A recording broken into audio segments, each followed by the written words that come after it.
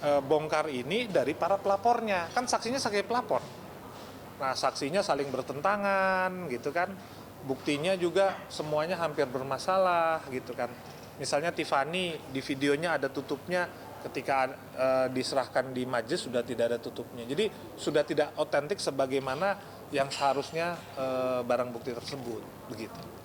Bang, kan lalu juga Richard Lee itu sempat mencecar Doktif soal pertanyaan 200 miliar tuh bang, yang dugaannya itu diminta uang damai sebesar itu bang. Mungkin seperti apa bang? Wih, ngeri-ngeri sedap ini. 200 miliar, mau nggak tuh 200 miliar? Itu kalau kita beli cendol itu se-Jakarta cukup kali ya. Seminggu kali ya kita minum cendol itu. Nah, itu fakta persidangan ya. Jadi kami juga baru dengar. Jadi Dr. Richard ini nggak pernah cerita nih. Gitu. Tiba-tiba beliau sampaikan di depan persidangan bahwa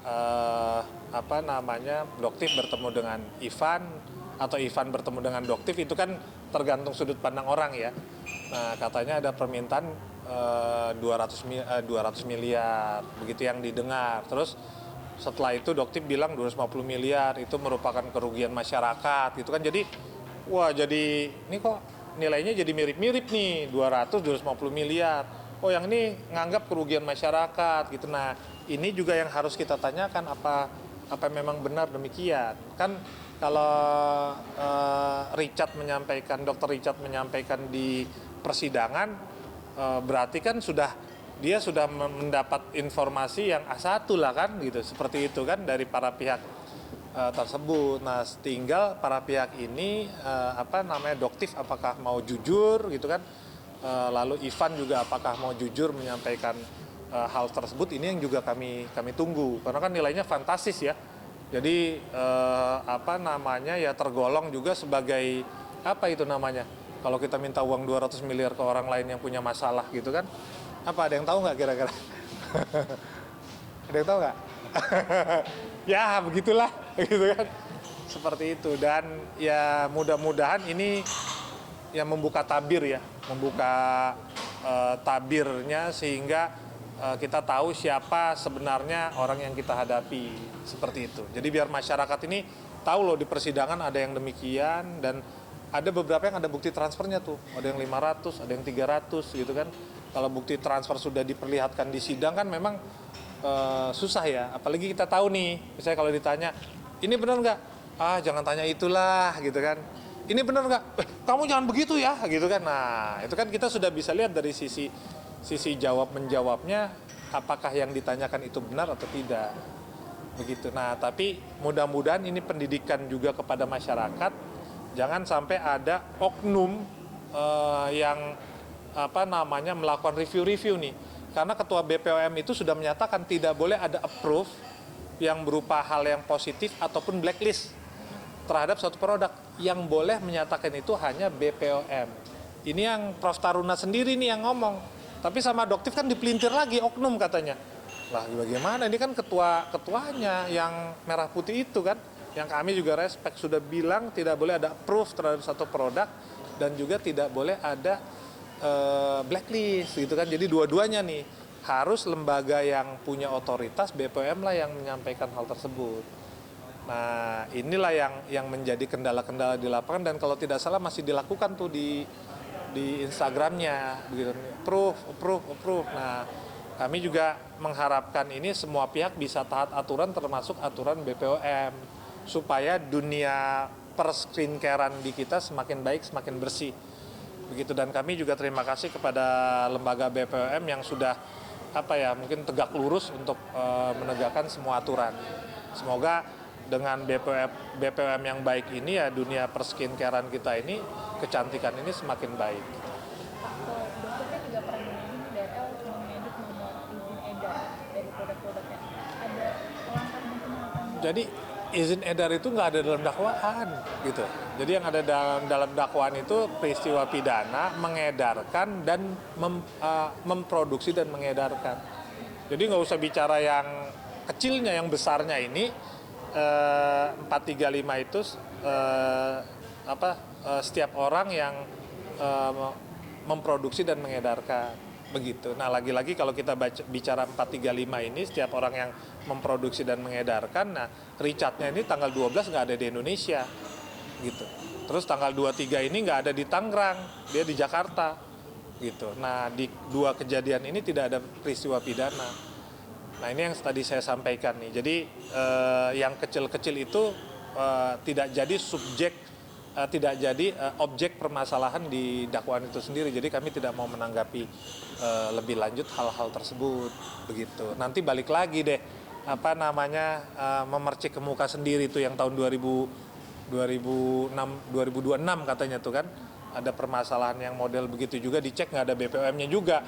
Jadi ya kami harap mungkin sebelum bicara ngaca dulu lah ya begitu kan, jangan nanti dia tanya izin edar atau NA orang lain, dia sendiri barangnya NA-nya ternyata tidak ada begitu. Khawatirnya demikian. Yang kami dapat informasi ada juga barang beliau yang demikian, dicek NA-nya nggak ada gitu, seperti itu. Mau ada laporan mungkin dari Dr. Richard itu pihak produk.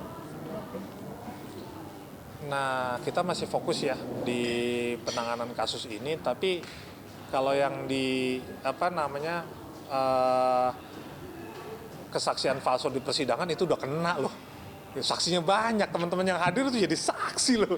Seperti itu. Bisa ya nanti minta tolong ya jadi saksi kan begitu. Itu pasalnya bukan saya ngomong gitu. Itu ada pasalnya berkaitan dengan sumpah palsu di atas sumpah gitu, seperti itu. Nah nanti kita lihat bagaimana ke depan, tapi kami punya niat baik nih untuk membersihkan dunia skincare ini. Jadi jangan sampai ada oknum yang review ngancam. Jangan sampai ada oknum di profesi ini yang demikian. Review ngancam minta uang, minta uang gitu kan. Nah kami harap ini, kami tujuannya niatnya baik untuk membersihkan oknum-oknum yang demikian. Gitu, siapapun itu juga begitu. Sehingga dunia skincare kita semakin baik, dan kami juga mendorong untuk BPOM melaksanakan aturan sesuai dengan hukum, jadi tegak supaya ya masyarakat juga tidak ada yang dirugikan berkaitan dengan ini. Gitu. Bang, yang mungkin belum jawab, gimana sih Bang reaksi dari DRL sendiri ketika udah mulai diserang secara personal nih Bang, kemarin yang sempat disebut punya simpanan, terus juga oplosan barang kosmetiknya. Apa yang disampaikan soal DRL ke Abang sih Bang? Iya, sebenarnya banyak ya, jadi dari weeknya aja diserang itu, seperti itu. Kalau saya nggak paham nih urusan ini, tapi kemarin saya persilahkan, dia mau menyampaikan keberatan, begitu ya. Jadi mau nanya dan segala, dan akhirnya kan majelis hakim sendiri yang menilai, oh ini tidak ada perubahan hal-hal yang lain gitu kan. Nah itu sampai semuanya tuh. Dulu ditanya juga masalah udah sunat belum gitu kan. Itu kan personal banget gitu. Saya aja nggak tahu gitu kan. Udah apa belumnya ya kan. Terus ditanya lagi, ya tadilah ini dibawa. Terus hal-hal yang tidak ada hubungannya dengan kasus dibawa. Jadi di sidang dia bilang ini nggak ada hubungannya. Tapi di luar sidang dibawalah mantan gebetannya dulu, dibawalah mantan pegawainya dulu. Jadi sebenarnya yang bawa-bawa ini siapa sih gitu. Seperti itu. Jadi kadang sekarang ini di dunia kita ini orang ngomong A ternyata dia melakukan A gitu. Di sidang dia bilang oh ini nggak ada hubungannya dengan kasus, tapi melangkah ke meja belakang sidang dia melakukan hal-hal yang tidak ada hubungan dengan kasus. Nah mudah-mudahan masyarakat bisa menilai nih. Jadi kan sudah lebih objektif mana yang baik, mana yang buruk. Kalau ada yang baik dari sini kita ambil, ada yang buruk jangan. Ada yang baik dari sini kita ambil, yang buruk jangan. Jadi kita jadi pribadi yang lebih baik. Tapi yang tadi kami jelaskan, misi kami ini membantu membersihkan dari dunia kecantikan, kesehatan gitu kan, skincare ini dari oknum-oknum yang ya tadi membuat ini carut marutnya dunia skincare ini. Kan kemarin disampaikan tadinya dibilang berbahaya gitu kan, ketika dikasih uang jadi tidak berbahaya, kan harusnya tidak boleh. Kalau berbahaya tetap berbahaya sampai ininya barangnya diperbaiki. Jadi kan bahaya nih kalau udah dikasih uang ternyata barang yang berbahaya jadi tidak berbahaya. Nah inilah yang kita mau mau hindari. Jadi kalau ada berbahaya ya memang berbahaya mau bagaimanapun kondisinya, sehingga dunia estetik kecantikan skincare ini ya bisa jadi baik. Ini yang kita harapkan ke depan. Sempat ada momen viral saat nyanyian kamu ketahuan, Pak. Mungkin ada alasan tersendiri nggak sih, Pak? Mungkin menjalankan Maksudnya gimana tuh? santai. Kemarin Momen kamu ketahuan. Oh, itu bukan sempat viral, nyanyi, Pak. itu kan apa ya namanya ya? Itu apa ya? Mungkin lirik aja lah gitu kan, lirik. Tapi kan memang ketahuan kan? Iya. Begitu. Jadi kan dia suka nyanyi juga ya, maksudnya kan? Ya supaya nggak inilah, supaya tidak terlalu tegang ya kan? Jadi ya kita balas dengan lirik dan memang kan ketahuan. Seperti itu. Jadi bukan hanya itu, banyak kebohongannya juga ketahuan di persidangan loh. Seperti itu. Tapi memang ada buktinya yang tadi ininya bohong, dari statusnya berbohong, dari pemilik Gerabah Shop dan Rachel Shop berbohong, terus juga dari barang buktinya berbohong, sampai dari PDF-nya tuh. Itu semuanya kan yang tadi PDF-nya itu, jadi hampir barang buktinya tuh semuanya tidak otentik. Jadi tidak bisa dijadikan barang bukti atau alat bukti di persidangan karena nggak otentik semua. Dari semua saksi yang ada, sehingga ya ini ya kita mau bilang apa lagi gitu. Itu istilahnya apa ya ungkapan yang menyatakan kebenaran dengan cara yang lain lah. Kan intimidasi gitu kan.